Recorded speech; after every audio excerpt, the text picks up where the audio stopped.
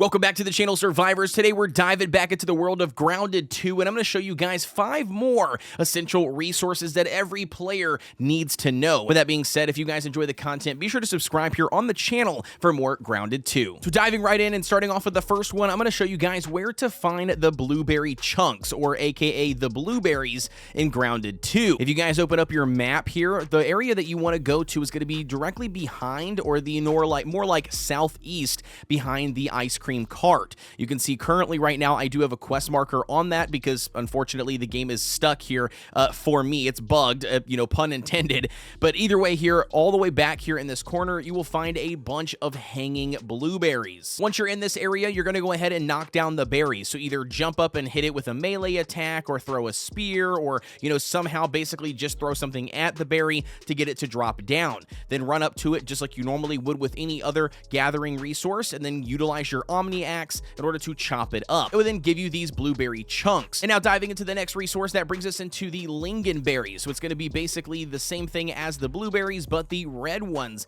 that you guys are going to need. Once again, opening up your map here and zooming out, you can currently see the hot dog stand that is going to be right where our base location is, the first ranger outpost that you will come up to that you get your Omni tool from. If you actually go to the left side of that, you will see this hedge. There is a full-on hedge that goes all the way up and down this left-hand area, and this is going to be the zone that you will find the Lingonberries. As you get closer to the hedge, you have to work your way underneath it, but once you go inside, it's like a whole new world. Keep in mind that there are creepy crawlies in here as well that will attack you on sight, so just make sure you're aware of that. But once again, the method is very similar to the blueberries here, except these berries are red, and you will utilize the same thing, a spear or something to throw at the berries, or jump up and hit it with a melee attack in order to get them to drop off the vine. Run up to them once again with the Omni Axe, chop them up, and then boom, you got some lingonberry chunks. A little side tip for you here when it comes to making the lingonberry leather or the blueberry leather,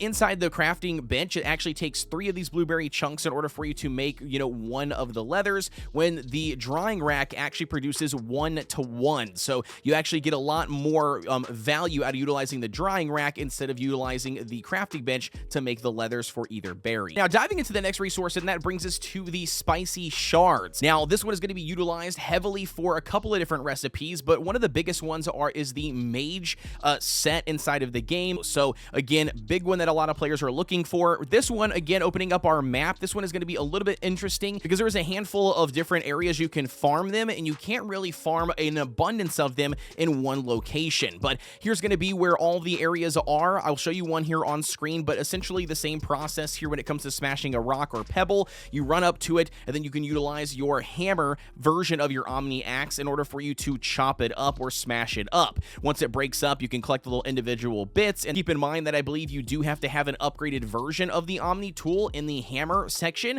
in order for you to harvest these. Maybe, I believe it's level 2, level 3. I'm not exactly sure off the top of my head, but just keep that in mind. If you can't get them when you do see it, try to go level up your axe, and then you should be able to the next time you run across them. And diving into the next resource, that also brings us to another limited one, and that is the Mint Shards in the game. Again, very similar to the spicy shards in the game, there's actually going to be only a handful of areas that you can find these Mint Shards on the map. Again, it's going to be all in that same similar zone to the spicy ones, but if you happen to zoom in here, you can see the trash can area that the quest line does take you through will actually have 3 relatively close together. So that's going to be a good farming zone there. Make sure you do have a gas mask though, because it is poisonous around that entire area, very similar to like the stink bug poison, so you want to make sure you are protected. But that's going to be probably the best area to farm the most of the Mint Shards if you guys are looking for them. And if you guys enjoyed this video, be sure to subscribe here on the channel for more Grounded 2 content. Also, if you want to stay up to date with me, utilize the link down below in the description to join that Discord. As always, guys, thank you so much for tuning in. Good luck to all of you guys out there on the ground, and I will see you all on the next one.